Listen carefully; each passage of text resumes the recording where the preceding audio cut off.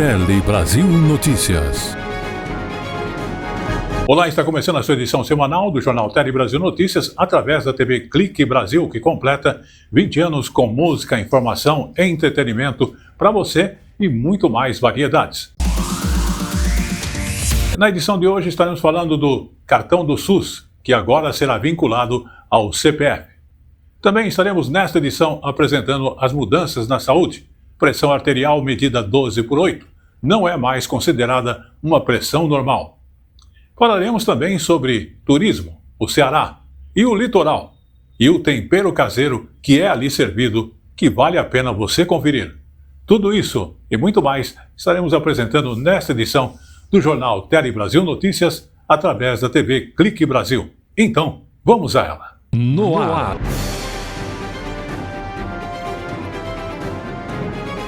Tele Brasil Notícias. E começamos essa edição do Jornal Tele Brasil Notícias falando do Sistema Único de Saúde, que completou 35 anos.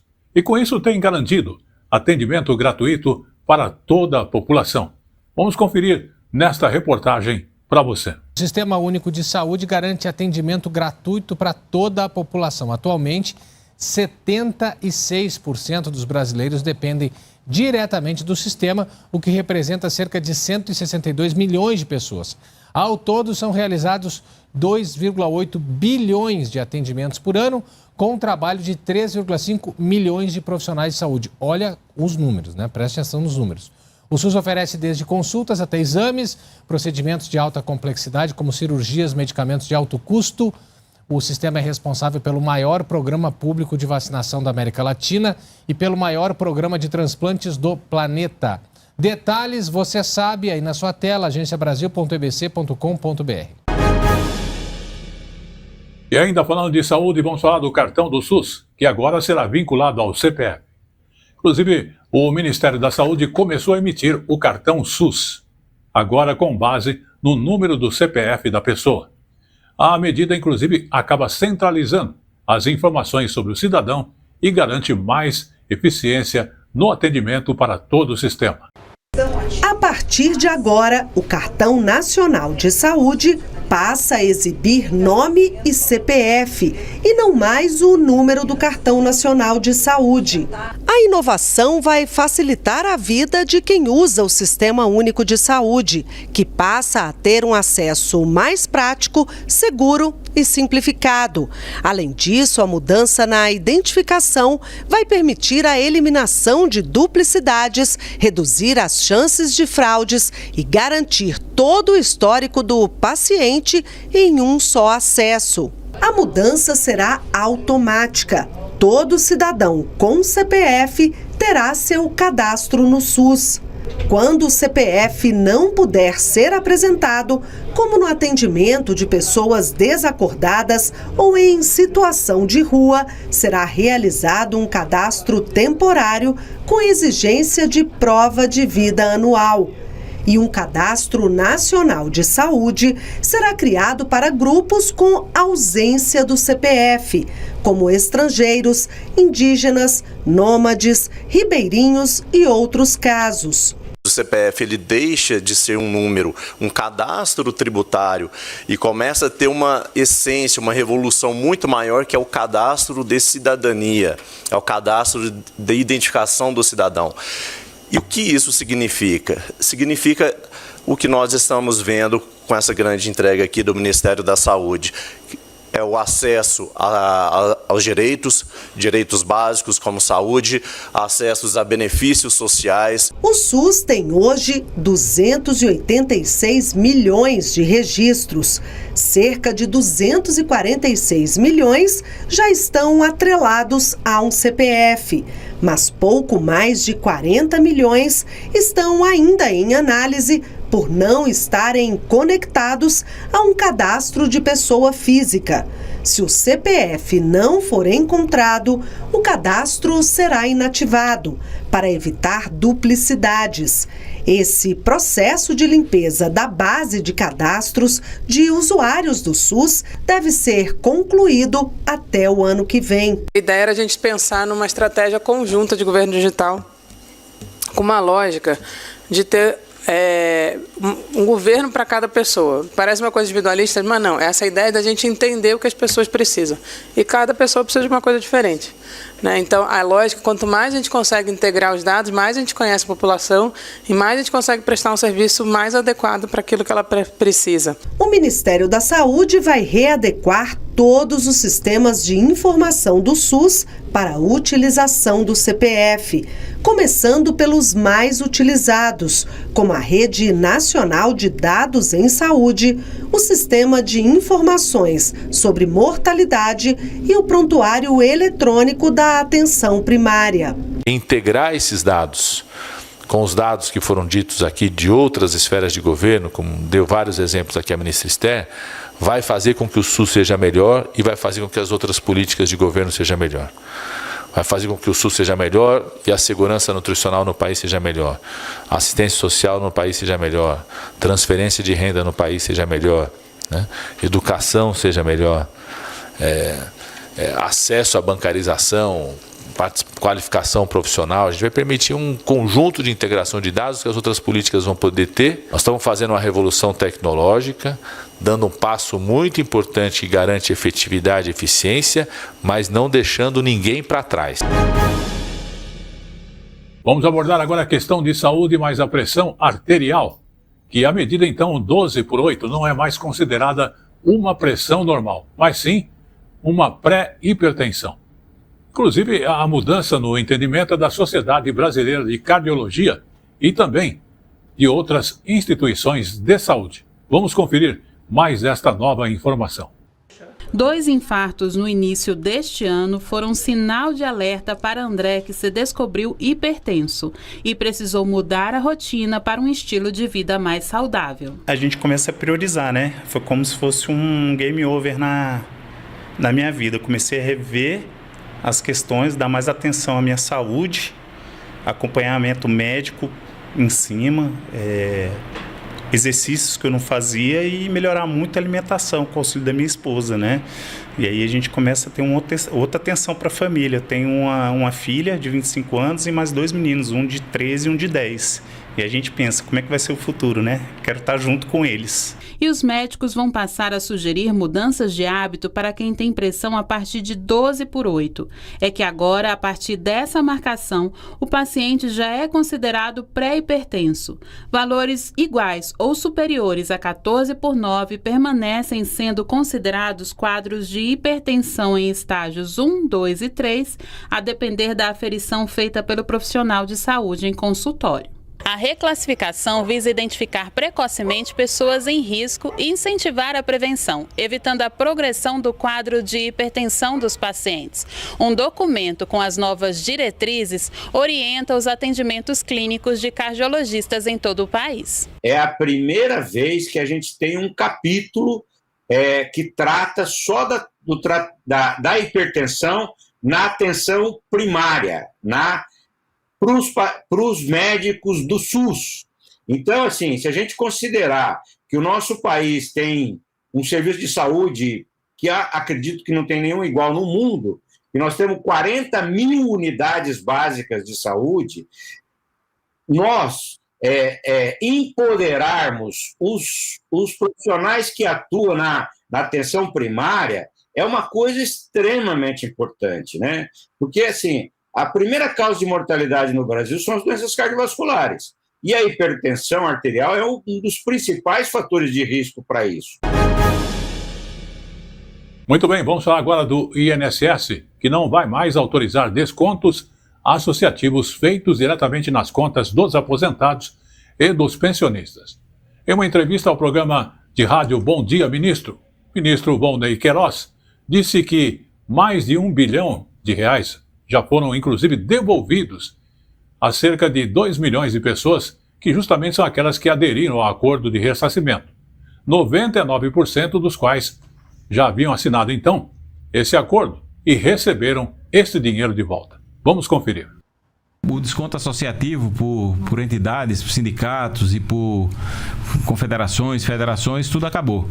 Primeiro porque a gente suspendeu, depois porque veio uma lei agora que está sendo aprovada na Câmara dos Deputados, que muito provavelmente será aprovada no Congresso e sancionada pelo presidente, que põe fim a todo e qualquer desconto associativo. Então, não precisa a gente se preocupar mais com isso. Mas se elas voltassem a acontecer, elas voltariam no outro padrão, agora de fiscalização, com biometria, que não acontecia antes, porque a biometria praticamente acaba com essa fraude de assinatura e você tem que ter o sistema de biometria registrado para poder abrir a possibilidade de haver o desconto. Então, tudo isso aconteceria de forma muito mais rigorosa. E vamos agora aos nossos apoiadores. A informação na medida certa que você gosta. Um telejornalismo dinâmico, nacional e regional. Jornal Tele Brasil Notícias. A informação na medida certa.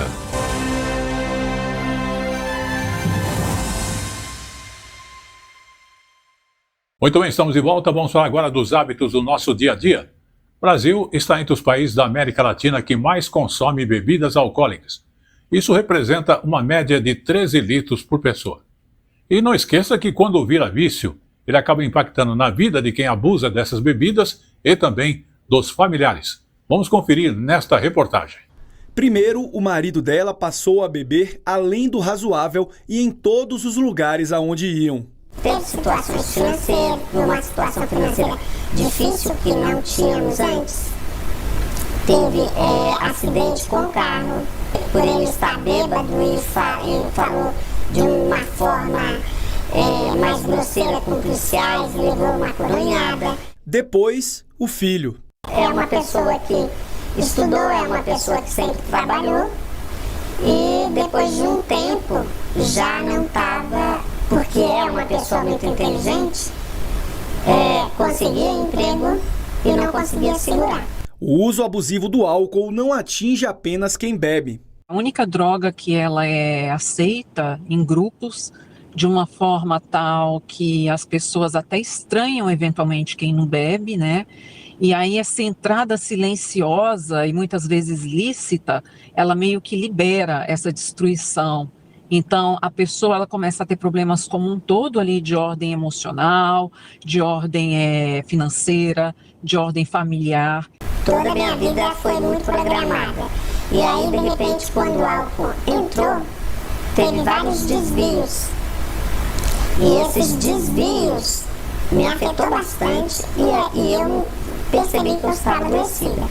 Foi em um grupo da Al-Anon que ela encontrou o acolhimento.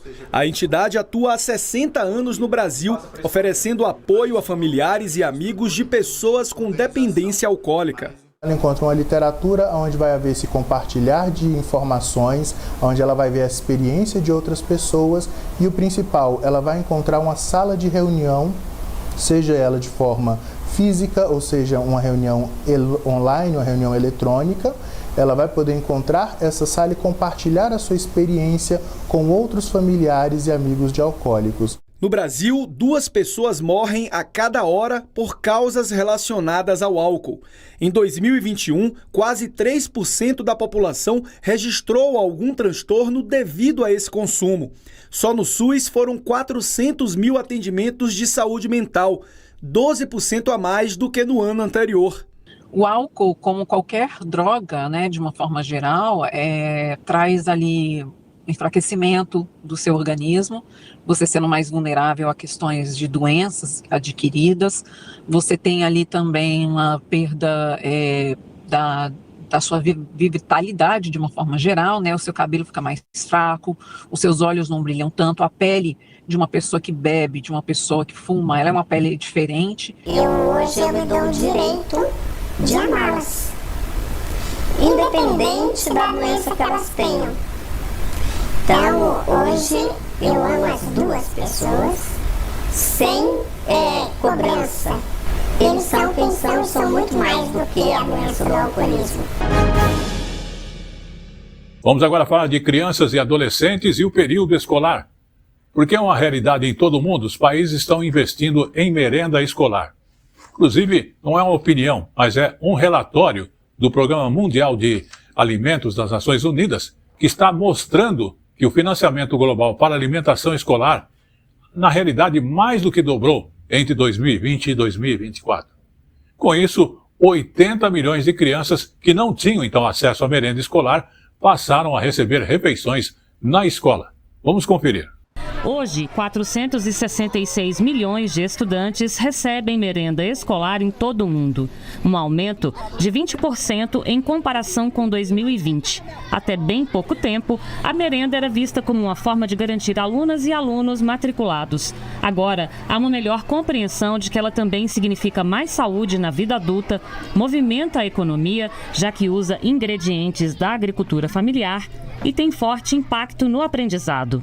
Cada $1 investido num programa de alimentação escolar traz um retorno econômico para a sociedade de 10 a 35 dólares, dependendo do país, dependendo da capacidade de desenvolvimento de cada país. Comer bem na escola também pode ser significado de aulas mais legais. Na escola do IP, que fica no Núcleo Bandeirante, região administrativa de Brasília, as crianças cuidam da horta, do galinheiro e de um meliponário. As hortaliças vão para o prato. Os ovos e o mel são usados no projeto da cozinha experimental. Juntando tudo, elas ainda aprendem matemática. A gente tem a fração dos ovos, em matemática, ciência, a gente aprendeu o cálcio delas, várias coisas. A mestra colhe o retorno desse investimento. A gente conversa muito sobre a questão das alimentações orgânicas, né? Que no caso aqui nosso ovo é um ovo caipira. E aqui na escola a gente tem uma cozinha experimental, então há a oportunidade dos meninos colherem, né, os ovos fresquinhos diariamente e fazerem, né? Então a gente consegue fazer às vezes aquele famoso pão com ovo. Outros fatores são apontados como fundamentais: acompanhar o que se come na escola e calcular o impacto da merenda na saúde dos estudantes. A alimentação não é só o ato de comer, é o ato de socializar, é o ato de você transmitir a cultura, é o ato de você saber ter uma boa relação com o alimento, e isso gera saúde para esses estudantes. A gente está nutrindo esses estudantes, mas a gente também está formando hábitos aqui, hábitos alimentares saudáveis. Os dados do relatório mostram que os países, de forma geral, quase dobraram os investimentos em programas de alimentação escolar. Eles passaram de 43 bilhões para 84 bilhões de dólares. E o número de nações com programas de alimentação escolar também aumentou, de 56 para 107. 99% desses valores são de orçamentos dos próprios países. Nós estamos vendo países pobres, pequenos, principalmente da África, entendendo a importância do investimento em alimentação escolar. Vamos agora falar da situação do autismo, porque aqui no Brasil o Ministério da Saúde vai testar crianças entre 16 e 30 meses para justamente identificar possíveis sinais de autismo. Inclusive é interessante que essa medida faz parte de uma nova linha de cuidados para os transtornos do espectro autista, com investimento em cerca de 279 milhões de reais. Isso tudo para reforçar a rede de atendimento. Vamos acompanhar. O Brasil tem mais de 2 milhões de pessoas com diagnóstico de transtorno do espectro autista, o TEA. Isso corresponde a 1,2% da população, segundo dados do Censo Demográfico 2022 do IBGE. E para garantir o atendimento especializado a essas pessoas, o Ministério da Saúde lançou uma nova linha de cuidado para o TEA. A medida visa fortalecer a atenção primária, quando ocorre o primeiro contato do bebê com os profissionais de saúde e garantir o mais rápido possível o encaminhamento aos profissionais especializados. Que a gente faça não só o diagnóstico mais precoce possível, mas a principal recomendação é diagnóstico precoce e cuidado e intervenções mais precoce ainda, no sentido de que você não precisa fechar o diagnóstico do transtorno do espectro do autismo para começar as ações, as intervenções que têm um impacto muito grande no desenvolvimento dessas crianças. Para a intervenção precoce, o Ministério da Saúde orienta os profissionais de saúde a utilizarem o método de rastreamento MChat nos bebês entre 16 e 30 meses. O questionário pode ser aplicado pelo pediatra durante uma consulta de rotina. Nessa nova rede de cuidados para o TEA, o Ministério da Saúde quer também potencializar o uso do prontuário eletrônico, que já é utilizado por 86% das equipes de saúde da família de todo o país. Estará presente em todos os prontuários eletrônicos da atenção primária em saúde, ou seja, a equipe de saúde da família que está lá na unidade básica de saúde, quando abre o prontuário eletrônico do paciente, o instrumento que o Ministério da Saúde desenvolveu, vai estar ali o esclarecimento de como aplicar esse método, o MChat, para o rastreamento, orientando o conjunto das equipes à utilização desse mecanismo. O transtorno do espectro autista é caracterizado pela alteração das funções do neurodesenvolvimento, o que pode interferir na capacidade de comunicação, linguagem, interação social e comportamento. Segundo o IBGE, 71% dos pacientes com TEA têm também outras deficiências. Por isso, o Ministério da Saúde vai destinar recursos para os centros especializados de reabilitação. 53 novos centros vão ser construídos pelo Programa de Aceleração do Crescimento e 77 já existentes vão ser habilitados pelo Ministério da Saúde.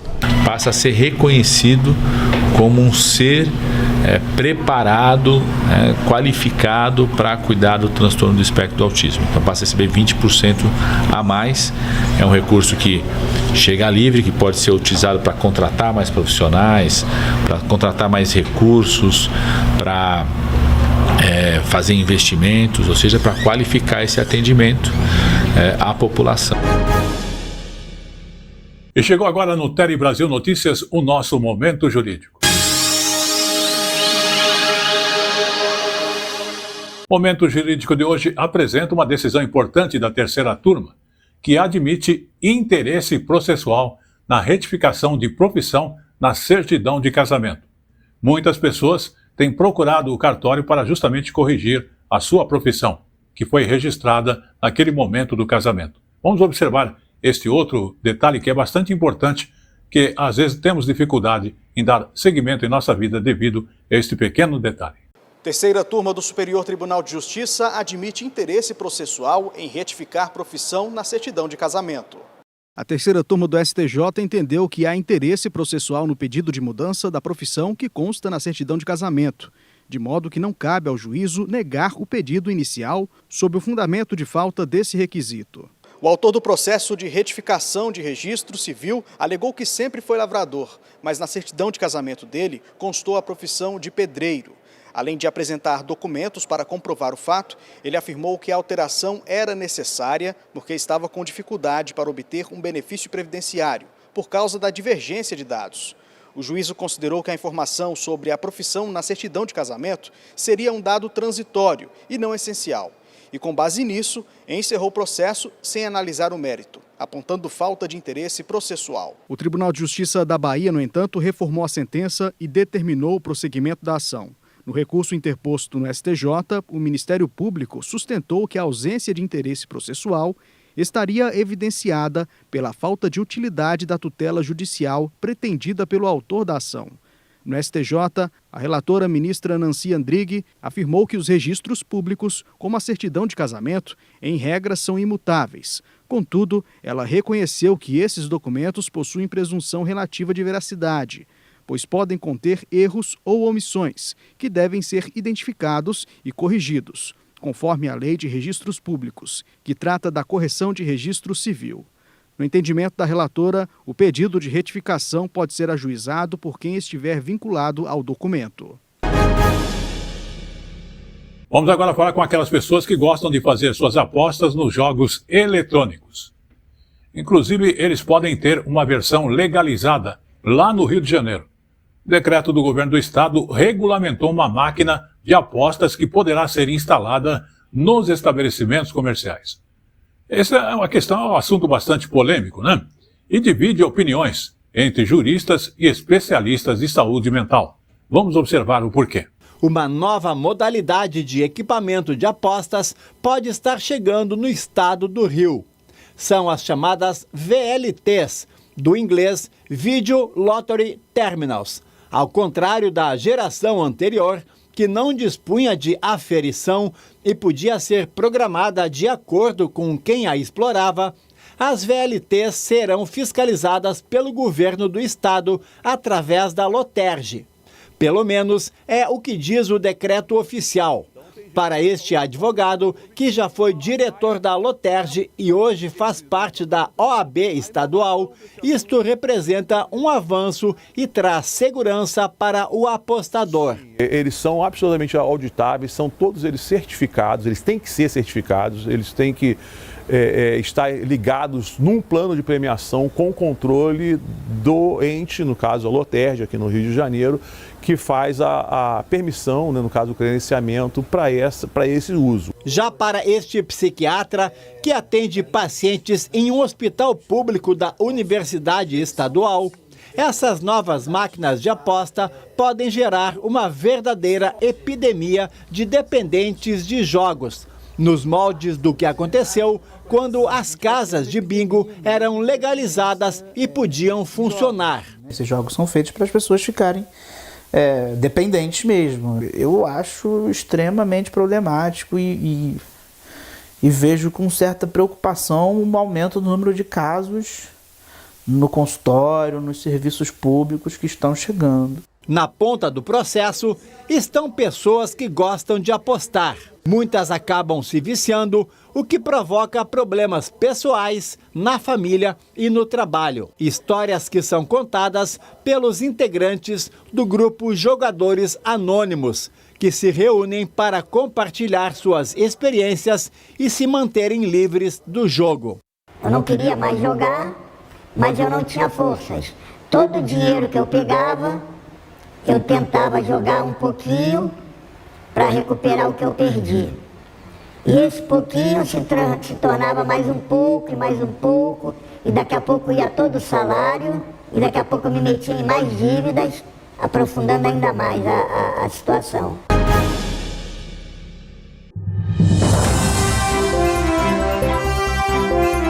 A informação na medida certa que você gosta. Um telejornalismo dinâmico, nacional e regional. Jornal Tele Brasil Notícias. A informação na medida certa.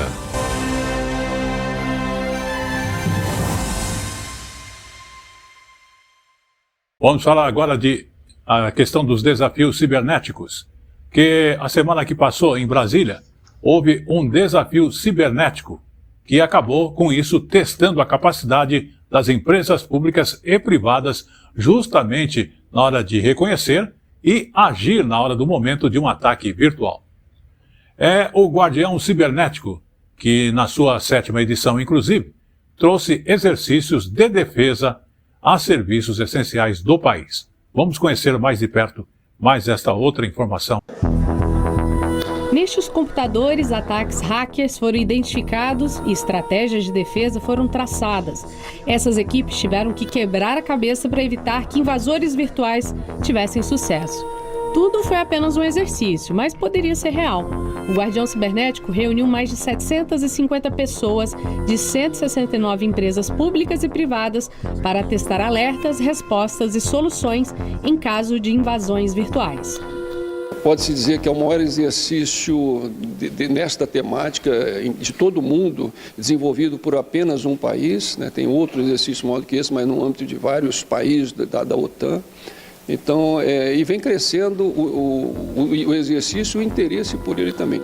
O exercício, coordenado pelo Comando de Defesa Cibernética do Exército, envolveu empresas de setores estratégicos que têm grande impacto na realidade do país se forem atacados. Se alguém ataca um sistema de transmissão de energia elétrica e derruba esse sistema, quantos milhões de pessoas vão ficar sem luz em casa? Quantos hospitais vão ficar sem energia elétrica para rodar o sistema de manutenção da vida que eles têm rodando lá, dentro do hospital, né? Banco para, aeroporto para. Este ano, o exercício também é um preparatório para a COP30, já que grandes eventos mundiais também podem ser alvo desse tipo de ação. É o tipo de evento que atrai a atenção de várias formas. Então tem, por exemplo, grandes grupos poderosos e que são contrários ao que vai ser tratado no evento. Então ele prefere que o evento não ocorra. Então ele pode vir causar um grande problema que prejudique a própria execução do evento. Também é uma vitrine, né? É um evento que está sendo transmitido para o mundo inteiro. Então um hacker menor é uma oportunidade dele fazer um ataque, assumir um ataque e ter uma propaganda mundial.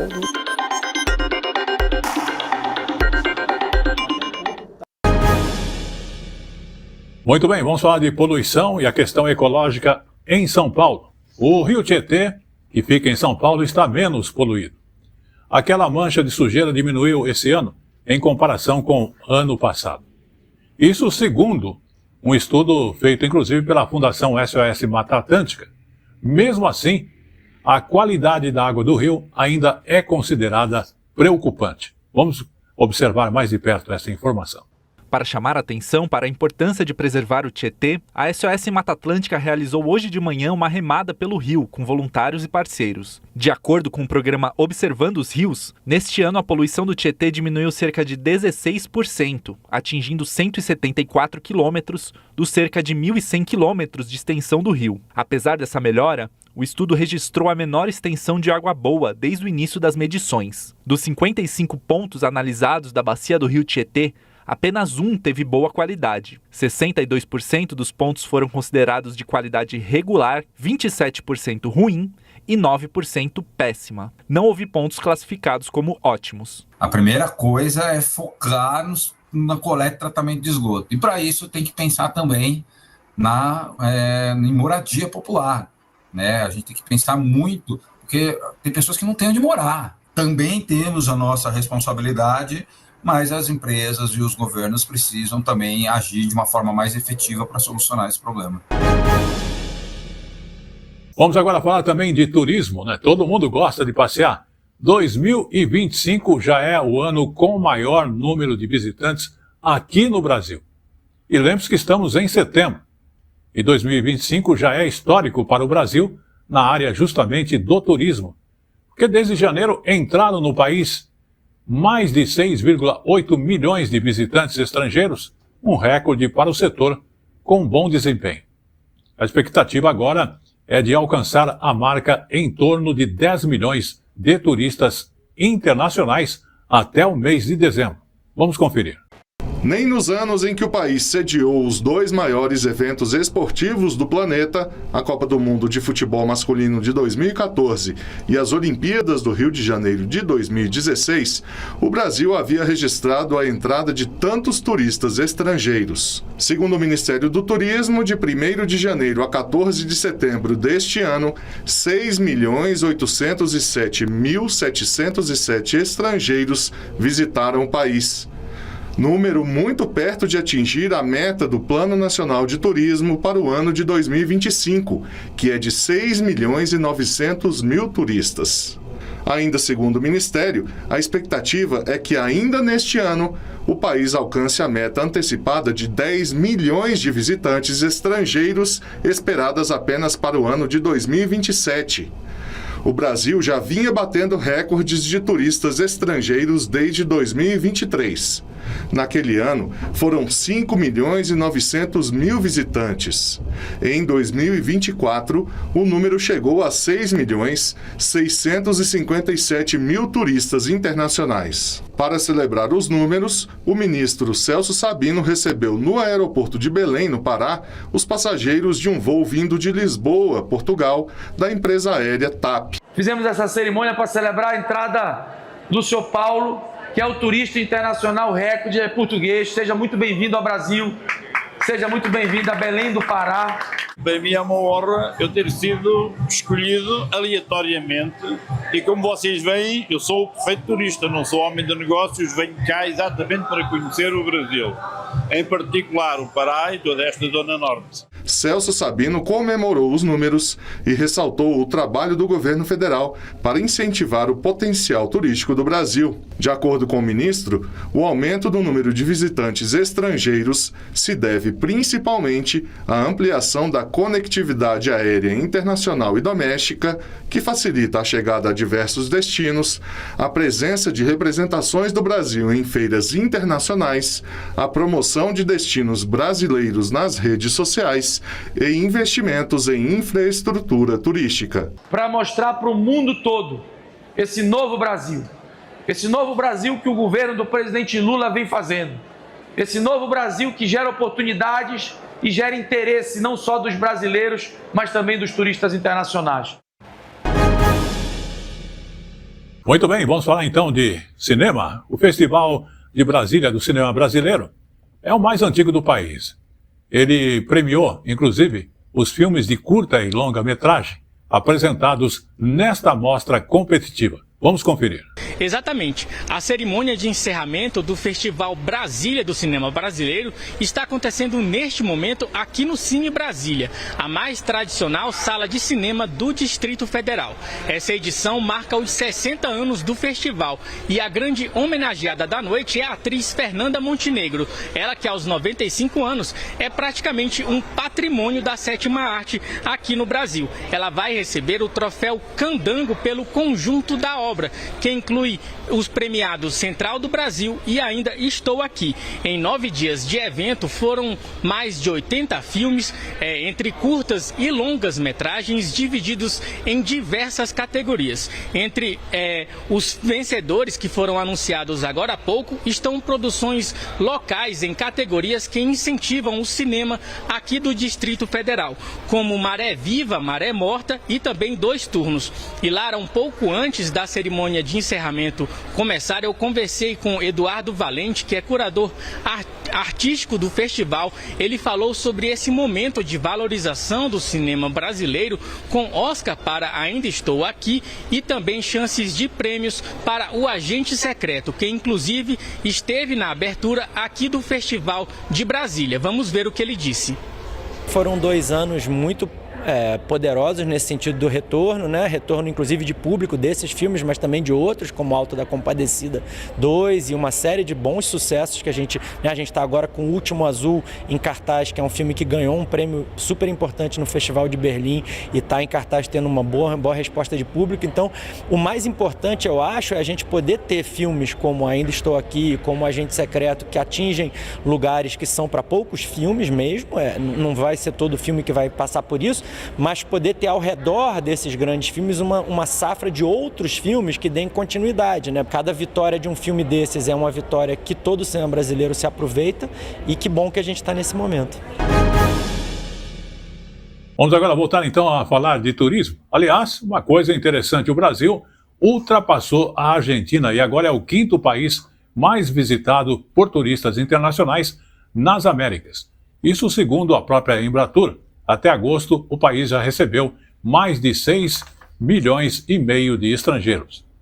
A informação é bastante importante, que mostra a receptividade dos brasileiros, a cultura e a beleza que aqui são naturais e continuam sendo as principais atrações. Vamos observar com mais detalhes nesta reportagem.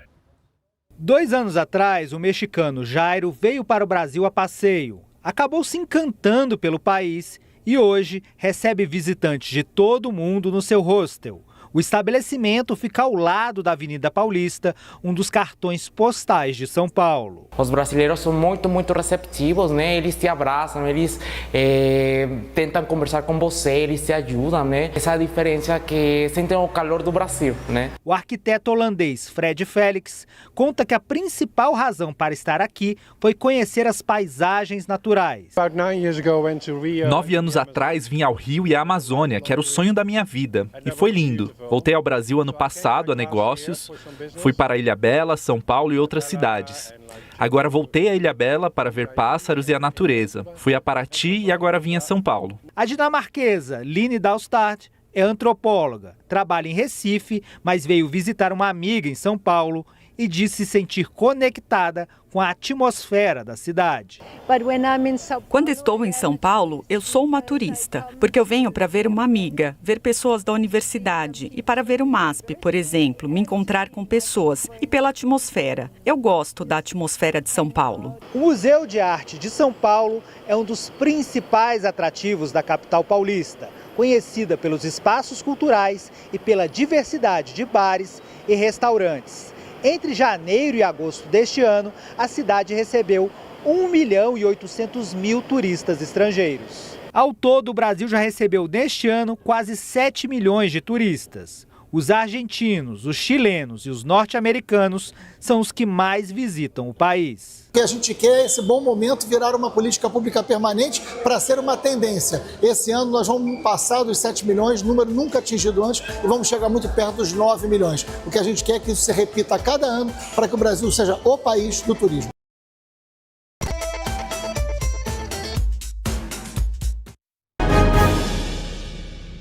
Vamos agora então falar do Piauí e da agricultura familiar, que tem, parece que, bastante motivos para comemorar.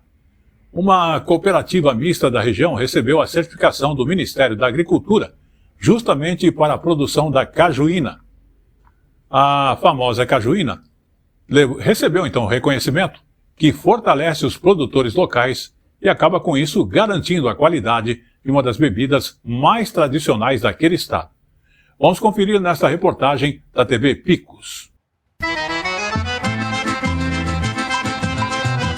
Do caju, fruto típico do Nordeste, nasce uma bebida que é patrimônio cultural do Piauí, a cajuína. Produzida há gerações, ela ganha agora um novo reconhecimento. Em Francisco Santos, a cerca de 50 quilômetros de Picos, uma cooperativa da agricultura familiar conquistou o selo de qualidade do Ministério da Agricultura. É com grande alegria que hoje nós podemos dizer, nós temos o nosso produto da cooperativa de Francisco Santos, certificado, registrado, que a partir desse momento nós podemos até exportar ela, né? Da colheita à garrafa, todo o processo é feito com cuidado e atenção. Primeiro, os cajus bem maduros são selecionados, lavados e triturados para extrair o suco, separando o líquido do bagaço. Nada aqui é desperdiçado. O bagaço pode virar farinha, doce ou até mesmo salgado. Em seguida, o suco passa pela clarificação, onde são adicionados ingredientes para separar as impurezas. Depois, passa por filtragens sucessivas, até ficar praticamente transparente. Na etapa final, é engarrafado, lacrado e vai ao banho-maria, a cerca de 90 graus. O cozimento garante a conservação natural e entrega a cor dourada típica da cajuína. E depois de todo esse processo, a cajuína já dourada, conhecida no nosso mercado, é armazenada e segue para os mercados, levando sabor e tradição do Piauí. A certificação é resultado de quase 3 anos de dedicação e adequações, incluindo uma reforma geral no empreendimento. A cooperativa precisou se adaptar a todas as exigências até receber o selo de qualidade. A conquista também fortalece a central de cooperativas. Com o registro, o grupo pode ampliar a produção e acessar novos mercados. O mercado da cajuína é um mercado bastante promissor, mas nós estávamos sem condição de acessar esse mercado porque faltava ainda esse registro. Apesar de se ter já uma marca Cocajupe consolidada com a castanha, inclusive patenteada, mas infelizmente faltava ainda o registro no Ministério da Agricultura. Vamos agora falar também de profissões que merecem destaque e são destaques, né? Uma dessas profissões, que é detalhista, porque ela exige paciência, olhar atento, tem ganho um grande espaço no mercado. São os restauradores responsáveis por devolver à vida aquelas obras que acabam se desgastando pelo tempo. E também, com isso, acabam preservando a memória de um povo. A reportagem é da TV Ceará. Vamos observar. Nos ateliês da Escola Tomás Pompeu Sobrinho, em Fortaleza, as telas respiram de novo. Cada pincelada dos alunos é uma tentativa de vencer o esquecimento e devolver às obras a dignidade perdida pelo tempo. Aqui a prática é com peças reais do acervo do governo do estado do Ceará. Um aprendizado que forma profissionais e, ao mesmo tempo, preserva a história. Leandra já conhece bem o silêncio das bibliotecas, mas agora descobre outras formas de proteger a memória. Costumo ler um pouco sobre essa parte de restauração, principalmente por conta da graduação em biblioteconomia, mas também por interesse próprio. Então, trazer um pouquinho disso para cá foi ótimo, né? Fazer essa ligação entre teoria e prática. A gente teve um acompanhamento excelente durante o processo de teoria, aulas maravilhosas, e agora estamos colocando em prática tudo isso. É um processo muito detalhista, muito minucioso, mas muito prazeroso também. Entre os alunos também está o Kilder, sargento do Corpo de Bombeiros e artista. Acostumado a enfrentar o fogo, ele agora aprende a preservar o que resiste às chamas. No Museu do Corpo de Bombeiros, recém-inaugurado, caberá a ele restaurar obras que guardam parte da memória de toda a corporação. Lá no museu há algumas obras de arte que precisam de restauro, vai ajudar também na conservação delas. Além disso, há alguns artefatos, alguns equipamentos que precisam dessa manutenção, dessa conservação. E o curso acaba nos ajudando em relação a isso. A Escola de Artes e Ofícios Tomás Pompeu Sobrinho é gratuita e abre portas para um mercado em crescimento. Os restauradores encontram espaços em museus, arquivos, bibliotecas e em coleções particulares. O mercado da restauração é um mercado que está crescente e também bastante rentável.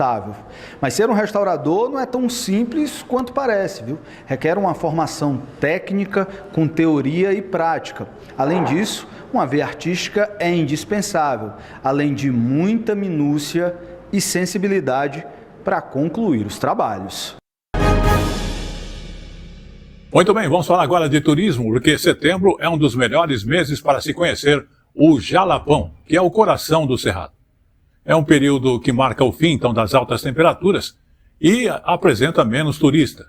Clima seco, estradas em boas condições, cenário perfeito para se explorar os fervedouros, cachoeiras e dunas alaranjadas que ali se apresentam. Vamos à reportagem da TV Unitins.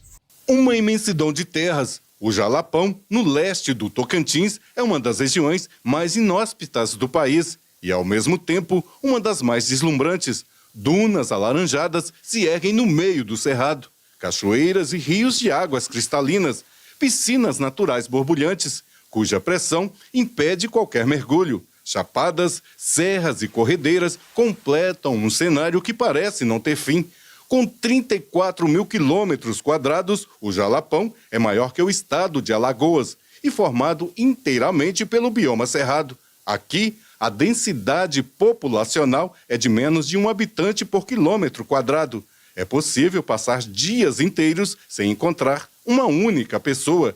Nos últimos anos, o Jalapão, também conhecido como Deserto das Águas, se tornou destino preferido dos amantes do ecoturismo. O fluxo de visitantes é maior entre julho e outubro, período mais seco, quando as temperaturas chegam facilmente aos 40 graus. No meio da natureza, os oásis do Cerrado se transformam em um refúgio para turistas e as comunidades locais. A cada mergulho é uma celebração da vida e da força da natureza. Eu vim do estado do Rio de Janeiro para conhecer novas terras e aqui está sendo muito maravilhoso. Eu venho de Belo Horizonte e está sendo maravilhoso. Eu viajo para alguns lugares e vou te contar. Aqui é fora do normal, é maravilhoso. Estou tendo uma experiência assim perfeita, muito mais do que eu imaginei. É maravilhoso aqui, é lindo. As vilas ainda preservam um modo de vida simples, com casas de adobe e coberturas de palha. No meio desse cenário isolado, surge a cidade de Mateiros, a 260 quilômetros de Palmas. São as veredas que garantem vida ao Jalapão. Como verdadeiros oásis, revelam corredeiras e cachoeiras de águas transparentes. Entre os atrativos mais visitados estão as dunas, a Cachoeira da Formiga e a da Velha. que impressionam pela beleza e servem de palco para esportes radicais. Outro destaque é o Rio Azuis, em Aurora do Tocantins, considerado o segundo menor do mundo, com apenas 170 metros de extensão. O Jalapão também se tornou cenário do Rally Internacional, que desafia pilotos e máquinas. E assim, a vida segue nessa imensidão de terras.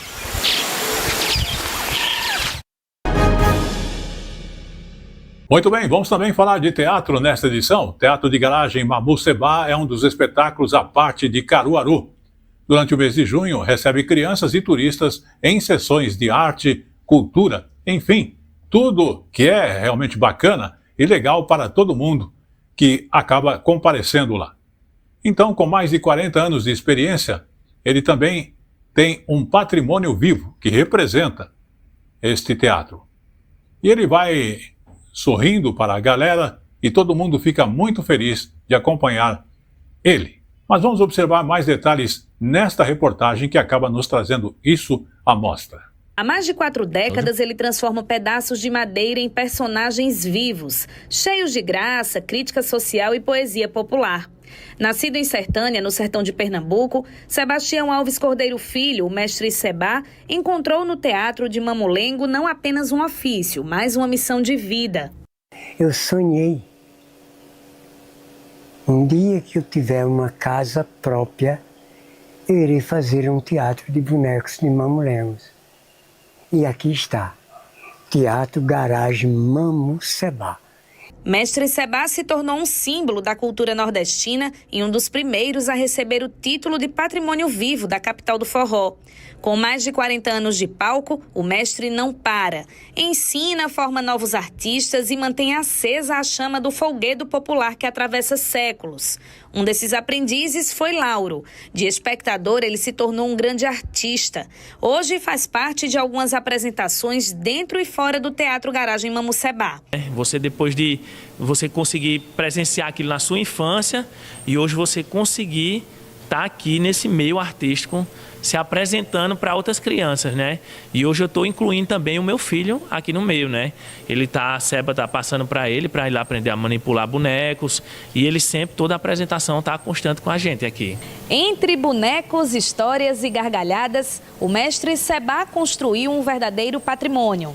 Não de pedra, mas de afeto. E a cada apresentação é um momento perfeito para demonstrar o que verdadeiramente é ser um nordestino. Do improviso nas feiras à consagração nos palcos, nas telas da TV, a arte de Sebá mostra que tradição também é transformação. Em 2022, o artista participou da 2ª temporada da série Cidades Invisíveis, na Netflix. O ator também faz parte do elenco da Paixão de Cristo de Nova Jerusalém, que acontece em Brejo da Madre de Deus. Eu tenho um carinho enorme por ele e temos muito orgulho e somos muito gratos, né, por termos ele dentro do nosso coletivo de teatro lá na Paixão de Cristo de Nova Jerusalém. Jesus! Mestre, sai e retira-te daqui, porque Herodes te quer matar. Vamos ainda continuar falando de turismo e de um verdadeiro museu a céu aberto. Estamos falando da Serra do Capivari, no sul do Piauí, que inclusive, para quem não sabe, guarda pinturas, aquelas pinturas rupestres milenares e que vem ganhando cada vez mais destaque. E, na verdade, mais destaque a cada ano. Só nos últimos 5 anos, o número de visitantes triplicou. Vamos acompanhar na reportagem da TV Antares. A cada ano, mais gente quer viver essa experiência. Do alto, a imensidão da Serra da Capivara impressiona. No chão, são milhares de passos em busca de história, natureza e conexão com o passado.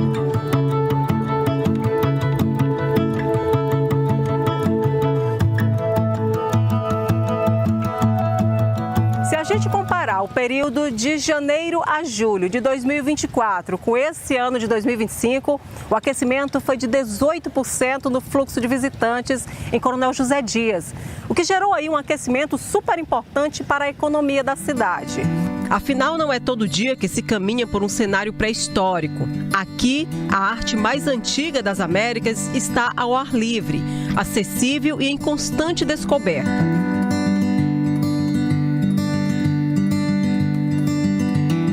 muito bom, bacana, o lugar transmite uma tranquilidade muito grande, né?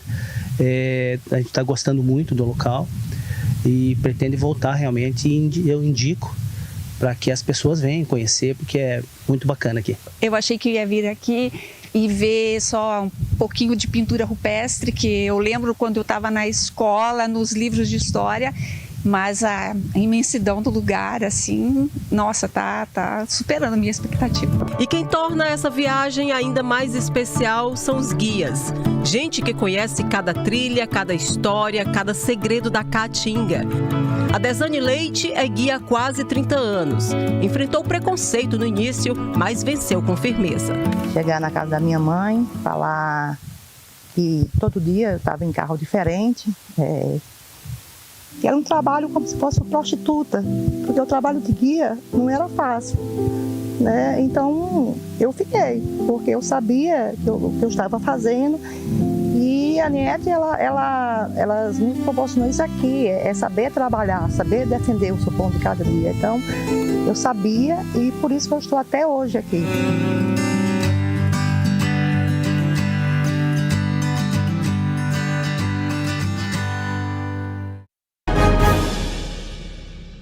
Muito bem, como eu falo sempre, tudo que é bom dura pouco. O Tele Brasil Notícias da Semana está chegando ao seu final. Agradecendo a sua audiência. Antes de encerrarmos, vamos falar aí do Ceará, lá de Amontada, que fica no litoral do Ceará, aonde apresenta para você lá o tempero caseiro, o atendimento que é familiar e também o restaurante que pode ser no quintal da casa. É verdade. Quintais gastronômicos estão transformando a economia da região. E nós vamos saber aí, nesta reportagem da TV Ceará, quais são essas delícias e como isso acontece realmente de fato. O dia mal clareia e a cozinha já ferve no fundo do quintal. Em Caetanos, onde o comércio é pequeno e o mar é generoso, é na força da tradição que Dona Verenice abre a porta, na verdade, o portão e o coração. Bom dia. Sejam bem-vindos à nossa barraca Fundo de Quintal. Peixe frito no café da manhã? Aqui é tradição. O mar traz e as mãos da Verenice transformam. Tapioca, cuscuz, suco fresco e o cheiro do afeto feito comida. No quintal gastronômico Fundo de Quintal, a refeição é um reencontro com as raízes. A forma como a gente recebe, a forma como a gente praticamente assim entrega a nossa casa, né? Eu tenho uma forma de trabalhar com meus clientes de uma forma que eles se sintam bem, até porque é dentro da minha casa, é no meu espaço. Então tem cliente que vem aqui tomar um café da manhã e resolve almoçar. Esses quintais espalhados por Icaraí de Amontada, Moitas e Caetanos são muito mais do que lugares de comer. São espaços de encontro, de acolhimento, de sustento e de transformação também. A gente queria fazer algo diferente e trabalhar também quem está na ponta. Então a gente convidou o Sebrae, chamamos o Sebrae, que é nosso parceiro, para que eles pudessem dar uma melhorada no ambiente das mulheres, né? O diferencial dos quintais é esse, é você realmente buscar dentro do seu quintal, da sua casa, uma oportunidade. A iniciativa dos quintais gastronômicos começou aos poucos, timidamente, mas hoje já é um sucesso aqui no litoral de Amontada. E engana-se você que acha que só tem as coisas triviais, os mais simples. De jeito nenhum, você encontra para todos os gostos e todos os bolsos. Aqui no da Dona Ednete, a gente tem um famoso baião de polvo. Meu amigo, deve ser um espetáculo. O cheiro já nos encanta, mas é o gosto que a gente vai saber agora.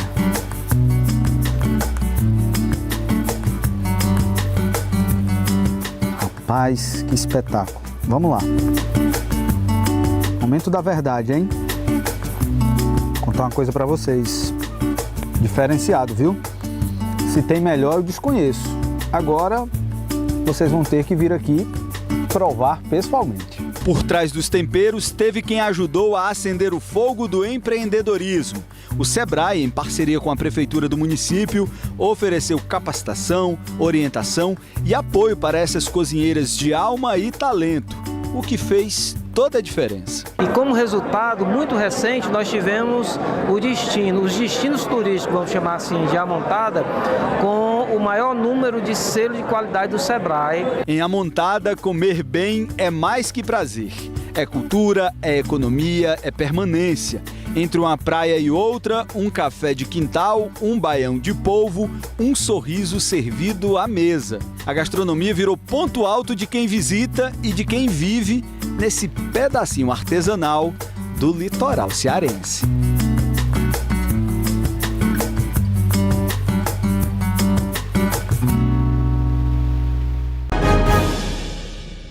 Com essa última informação, o Tele Brasil Notícias, através da TV Clique Brasil, que está completando seus 20 anos, trazendo aí uma variedade de atrações para você em sua programação, além da informação. E também agradecer, acima de tudo, a direção da TV Clique Brasil. E lembrando que você nos acompanha, quer aqui, pelo próprio aplicativo da TV Clique Brasil, ou mesmo através de nosso site, que é telebrasilnoticias.com.br, ou mesmo nas redes sociais, @Jornal Tele Brasil Notícias. Você acompanha também outros fatos no Facebook, A Hora da Notícia, Rádio e TV. Queremos agradecer mais uma vez a sua audiência e lembrar que estaremos de volta através da TV Clique Brasil, que completa seus 20 anos. Até lá!